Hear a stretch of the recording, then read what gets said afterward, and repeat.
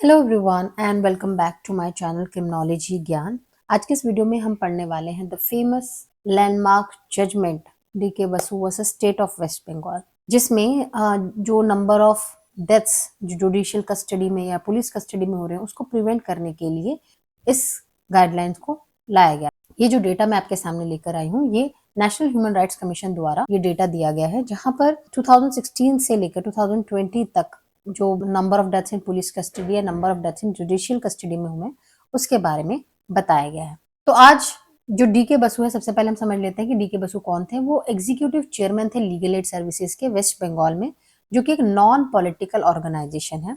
उन्होंने आए दिन न्यूज़पेपर में जो पुलिस कस्टडी में या लॉकअप्स में जो डेथ हो रही है उसके बारे में सुप्रीम कोर्ट को एक लेटर लिखा और उनका ध्यान इस ओर आकर्षित किया। डीके बसु गाइडलाइंस जो है ये प्रोसीजरल सेफगार्ड्स हैं जो कि सुप्रीम कोर्ट ने बताई, ताकि जो भी कस्टोडियल टॉर्चर हो रहा है उसको प्रिवेंट किया जा सके और ह्यूमन राइट्स प्रोटेक्शन को इंश्योर किया जा सके ड्यूरिंग अरेस्ट या डिटेंशन ऑफ एनी पर्सन। और इन्हीं गाइडलाइंस को D K Basu versus state of West Bengal के लैंडमार्क केस में पढ़ा जा सकता है।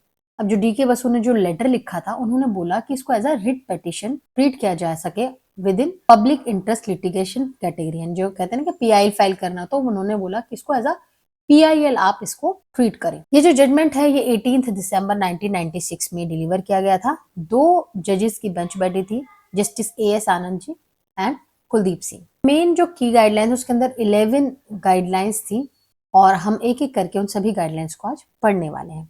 पहला गाइडलाइन था आइडेंटिफिकेशन ऑफ अरेस्टिंग ऑफिसर, कि जो भी पुलिस ऑफिसर अरेस्ट करने के लिए जा रहे हैं उनका एक क्लियर विजिबल आइडेंटिफिकेशन और नेम टैग होना चाहिए। आपने देखा होगा कि जो भी police officer, even in movies also, कि जो भी पुलिस ऑफिसर अरेस्ट करने के लिए जाता है वो प्रॉपर अपने यूनिफॉर्म में जाता है। उसके नाम जो है आपको देखने को आपको मिलेगा, उनके नेम टैग्स होते हैं उनके, और जो उनके रैंक्स होती हैं वो भी वहां पर क्लियरली विजिबल होते हैं ना। उनके कंधों पे स्टार्स को देखकर आप पता कर सकते हैं उनकी रैंक क्या है। तो जो भी पुलिस ऑफिसर किसी पर्सन को अरेस्ट करने के लिए जा रहा है तो उसका जो नेम टैग है और जो भी आइडेंटिफिकेशन से रिलेटेड उसकी जो भी चीजें हैं वो क्लियरली मेंशन होनी चाहिए। और सेकेंड थिंग, जो भी पुलिस ऑफिसर अरेस्ट करने के लिए जा रहा है उसके कंप्लीट डिटेल्स जो है रजिस्टर में मेंशन होना चाहिए कि ये पर्सन किस रैंक का है, किस क्या नेम है। इस तरीके से जो आइडेंटिफिकेशन होना चाहिए अरेस्टिंग ऑफिसर का वो मेंशन होना चाहिए। नेक्स्ट हम बात करते हैं अरेस्ट मेमो। एक अरेस्ट मेमो प्रिपेयर किया जाएगा जब भी आप अरेस्ट करने के लिए जाएंगे। जो भी पुलिस ऑफिसर अरेस्ट करने के लिए जाएगा कि कहाँ पर किस पर्सन को अरेस्ट किया जा रहा है वो सारी चीजें इसमें मेंशन होनी चाहिए। जो भी अरेस्ट के जो भी डिटेल्स होंगी वो इस अरेस्ट मेमो के अंदर होंगी। और इसको कौन प्रिपेयर करेगा? Arresting police officer. जो भी पुलिस ऑफिसर अरेस्ट करने जा रहा है वो इस अरेस्ट मेमो को प्रिपेयर करेगा। अब इस अरेस्ट मेमो के अंदर सिग्नेचर किनके होंगे? पहला, एटलीस्ट एक विटनेस जो है इस पर साइन करेगा, जो कि विटनेस जो है कोई भी फैमिली मेंबर हो सकता है या फिर उस पर्सन का रिलेटिव हो सकता है या फिर लोकेलिटी का ही कोई रिस्पेक्टेबल पर्सन उसमें विटनेस बन सकता है। उसको फिर काउंटर साइन करेगा अरेस्टी। जो भी पर्सन जो अरेस्ट हो रहा है उसको यहाँ पर अरेस्टी कहा जाएगा, ठीक है। तो वो उसको साइन करेगा। अब इस अरेस्ट मेमो के अंदर date and time of arrest भी मेंशन होना चाहिए। नेक्स्ट बात करते हैं राइट टू इन्फॉर्म फ्रेंड और फैमिली। जो अरेस्टी है उसके पास ये राइट है कि वो अपने अरेस्ट की जो जानकारी है वो अपने फैमिली मेंबर या फिर फ्रेंड या फिर रिलेटिव को इन्फॉर्म करे। इसके साथ साथ वो ये भी बता सकता है कि कहाँ पर उसको अरेस्ट करके रखा जा रहा है। अगर इन केस जो भी उस पर्सन का रिलेटिव या फ्रेंड किसी दूसरे सिटी में या किसी दूसरे डिस्ट्रिक्ट में है तो उस केस में police station, concern police station जो भी होगा, उस कंसर्न पुलिस स्टेशन में टेलीग्राफ के मदद से 8 से 12 घंटे के अंदर उस अरेस्ट की इंफॉर्मेशन जो है कंसर्न पुलिस स्टेशन में पहुंच जानी चाहिए और फिर उस कंसर्न पुलिस स्टेशन जो है वो उस अरेस्टी के जो रिलेटिव या फ्रेंड है उनको इंफॉर्मेशन पहुंचा दे। इसके अलावा जो डिस्ट्रिक्ट लीगल एड कमिटी है उनके पास भी इस अरेस्ट की इंफॉर्मेशन होनी चाहिए। नेक्स्ट, जैसे ही जब भी पर्सन को अरेस्ट किया जाता है उसको उसके राइट्स के बारे में इन्फॉर्म करना जरूरी है। जिस भी पर्सन को अरेस्ट किया जा रहा है उसको, ये जो हम अभी उसके राइट्स के बारे में बात करेंगे सारे उसके बारे उसको इन्फॉर्म करना जरूरी है, ताकि जो भी उसको अपने आप को रिप्रेजेंट करने का जो तरीका है उसको पता हो उस पर्सन को। तो जैसे ही उसे अरेस्ट करा जाएगा तो उसको उसके राइट्स के बारे में इन्फॉर्म करना जरूरी है। नेक्स्ट गाइडलाइन जो है डेली डायरी की बात करता है, जो कहता है कि जब भी पुलिस पर्सनल किसी पर्सन को अरेस्ट कर रहा है तो अरेस्ट के सारी जानकारी जो है उस डेली डायरी के अंदर मेंशन होनी चाहिए। इस डेली डायरी के अंदर उस पर्सन का, उस रिलेटिव या उस फ्रेंड का नाम भी होना चाहिए जिसको अरेस्ट की इंफॉर्मेशन दी गई है, और ऑल्सो जिस पुलिस ऑफिसर की कस्टडी में उस अरेस्टेड पर्सन को रखा गया है उसकी इंफॉर्मेशन भी उस डायरी के अंदर मेंशन होनी चाहिए।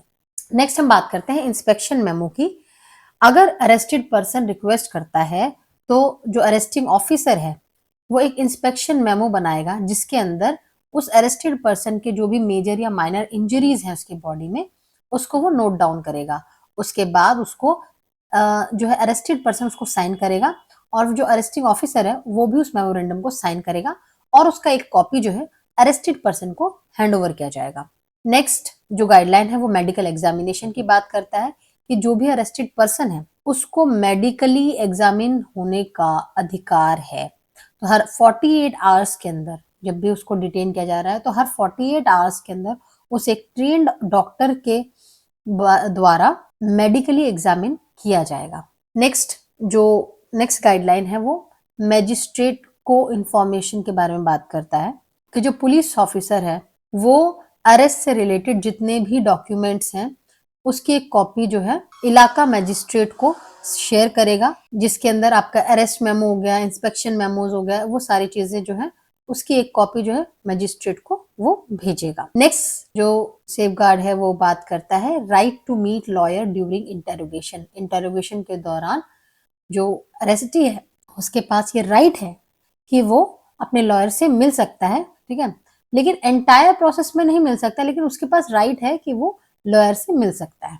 एंड लास्ट गाइडलाइन जो है वो बात करता है पुलिस कंट्रोल रूम की, ठीक है। पुलिस का हर एक डिस्ट्रिक्ट में और स्टेट क्वार्टर्स हेडक्वार्टर्स में पुलिस कंट्रोल रूम्स होने चाहिए। अब अरेस्टिंग ऑफिसर की ये ड्यूटी है कि वो कंट्रोल रूम में ये इन्फॉर्म करे कि अरेस्टेड पर्सन को कहाँ डिटेन करके रखा गया है, और ये जो इंफॉर्मेशन ये हर अरेस्ट में जो अरेस्टिंग ऑफिसर है उसको देनी पड़ेगी, और with in 12 hours of the arrest ये इंफॉर्मेशन कंट्रोल रूम में होनी चाहिए, और ये जो इंफॉर्मेशन है वो कंट्रोल रूम के नोटिस बोर्ड पर भी क्लियरली डिस्प्ले होनी चाहिए। सो ये कुछ गाइडलाइंस थी जो कि D K Basu versus state of West Bengal के अंदर मेंशन करी गई थी, ताकि जो कस्टोडियल टॉर्चर या डेथ्स हो रही थी पुलिस कस्टडी में उसको प्रिवेंट किया जा सके।